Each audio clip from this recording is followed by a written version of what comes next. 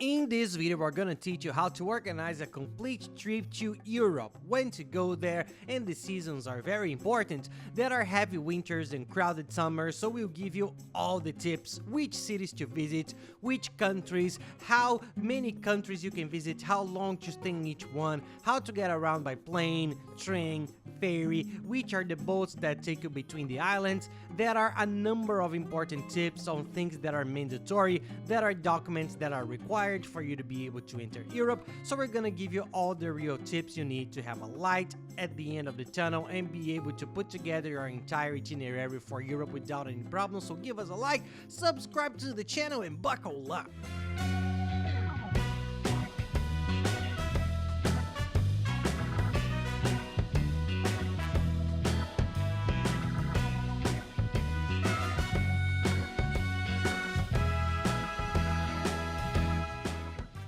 Hey guys, for those who don't know me, I'm Gabriel Lorenzi, creator of the Grupo Dicas, the largest travel content network in the world, and today we're gonna talk about how to put together a complete trip to Europe. There will be all the tips from start to finish so that you can organize it, put together your entire itinerary, your entire trip, so let's get to it.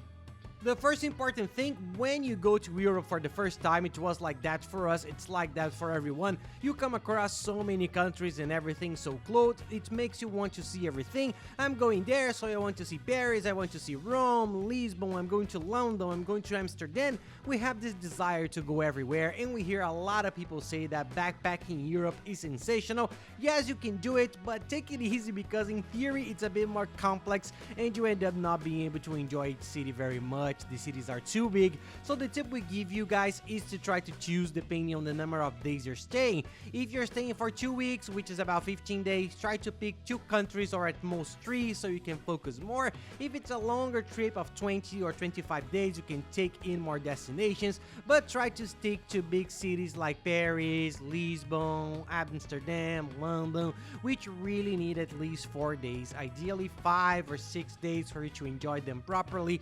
The other cities you can do in 2 days, for example Prague, Brussels, Budapest, they're all there together and you can do them. The smaller cities in Italy, Venice, Milan, Florence, you can do it in 2 or 3 days. Porto in Portugal, so give it some thought, think about the itinerary, but you don't want to see everything at once. We have a nice video with the best itineraries in Europe, check it out later. Is to try to help you both focus on a few countries. We always recommend the main and most popular ones to tourists, which are Italy, the #1 without a doubt.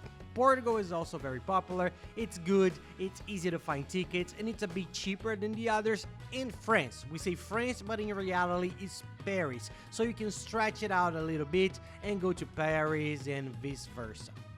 Now, regardless of which destination you choose, that's up to you. There's no way I can choose and tell you which one is best. You have to see which one you want to visit. Tips for everything. Firstly, the time of the year. If you want to go in the summer, go to a warm beach destination. Summer is June, July, August, and early September. This is the high season in Europe. Everything will be more expensive. Everything will be more crowded, sometimes very crowded. So July, August is the high of the European summer. If you can, try the beginning of June, it's already a big difference. It's already a bit warmer and it's much emptier and cheaper. Or the end of September, which is already starting to get a bit crowded, but you can still escape the hustle and bustle of July and August. So that's the difference. These are the most expensive months in almost all destinations. Even the cooler ones up there, London and Amsterdam, are more expensive in the summer. Winter is December, January, and February. It gets very cold. If you want to save money, this is the cheapest time to visit this tourist city, but it's very cold. You need to be prepared.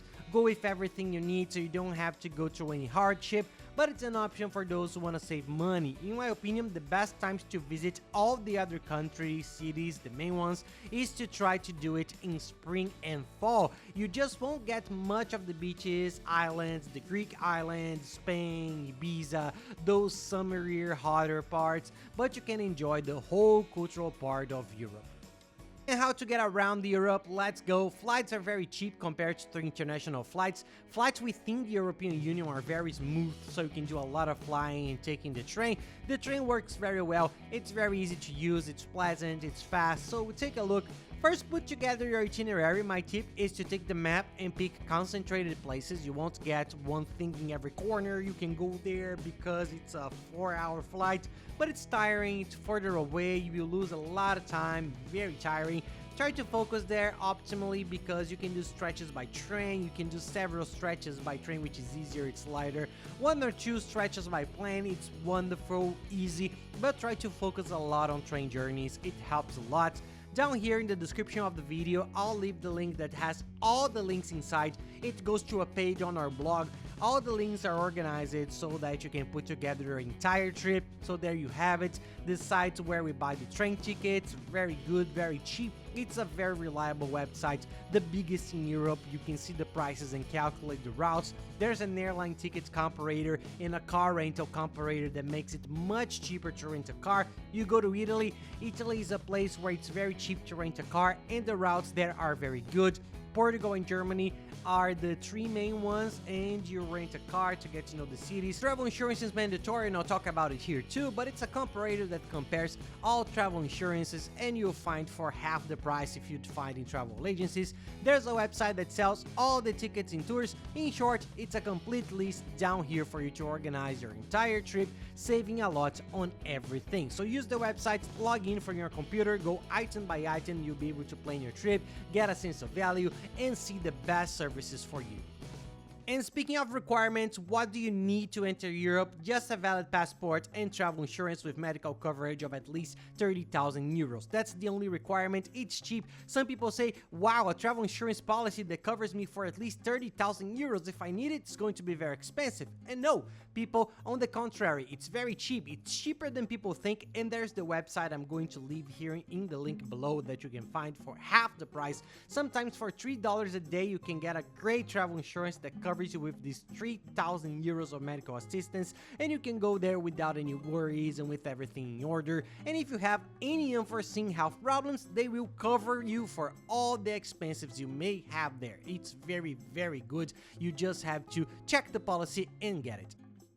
Now let's talk about tickets. The attractions in Europe, almost all the cities, the focus is on museums, parks. There are lots of cultural and historical attractions for you to see. So the tip is buy your tickets in advance. It's always cheaper. There are places and tourist attractions that sell out. In Paris, for example, if you want to buy tickets at the Louvre or the Eiffel Tower, which are the main tourist attractions, sometimes you will queue for 2 or 3 hours. Just Google it and you see the picture. If you buy in advance, you skip the queue, so always buy in advance. It's cheaper, it's more reliable, and you get everything right. I'll leave you with a website that sells all the tickets as well as selling tickets for all the attractions. It sells lots of excursions. What's nice and what I like is to go to this website afterwards and enter the destination you're planning to see the options. For example, if you're going to Paris, there will be excursion to Versailles. It's a full day excursion to Versailles, which is a beautiful, incredible place. If you're in Lisbon, there's an excursion to Sintra, which has several castles. It's a day trip back and forth. They do several excursions. The price is very good. It's a website that's available in several currencies and helps you save on taxes, and it's very good. Check it out. It's a really good website, but get organized because in Europe you will find that there are a lot of tours, guys. It's really a lot of things.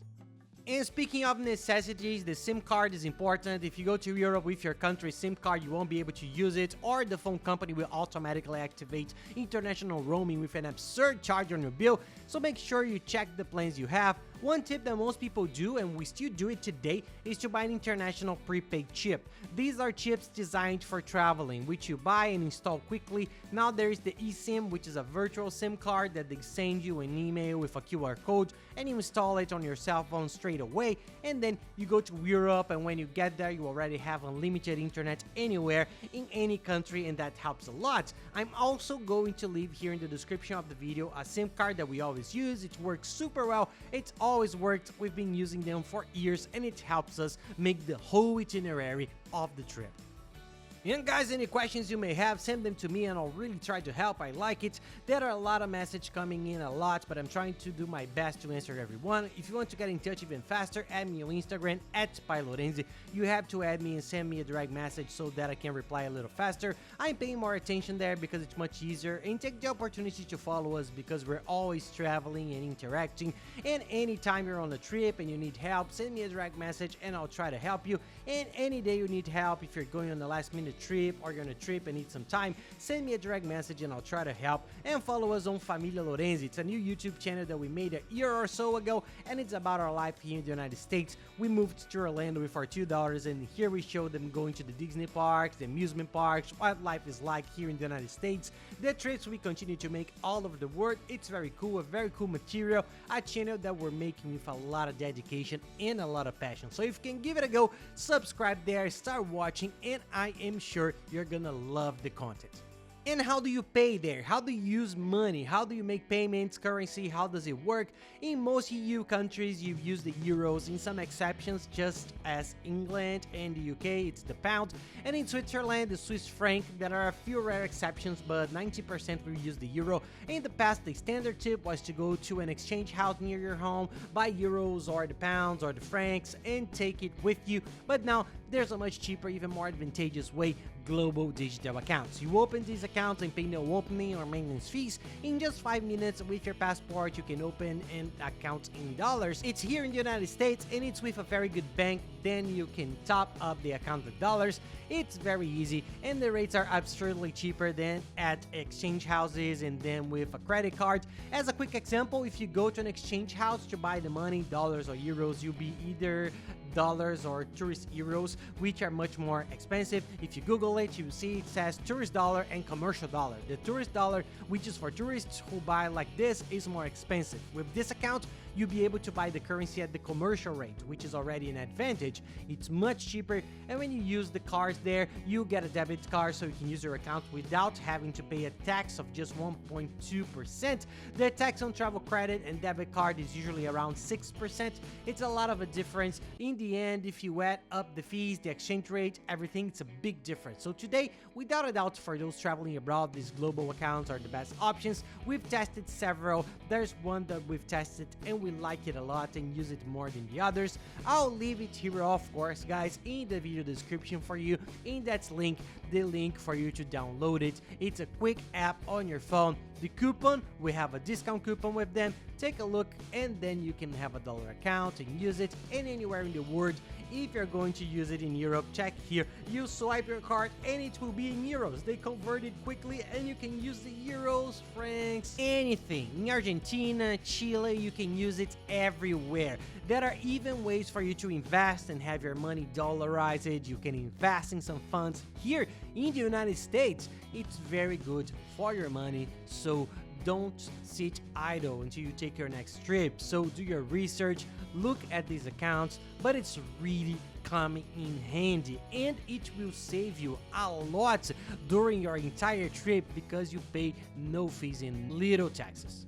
And one of the items that I know is one of the hardest to book on a trip is hotels. I'm going to leave all the links we have for all the European countries we've been to below because we always put the hotels we've stayed in inside them. Then there will be links to each of the hotels we've stayed in with good value for money, a good location, all of which we always try to get to so you can do everything on foot.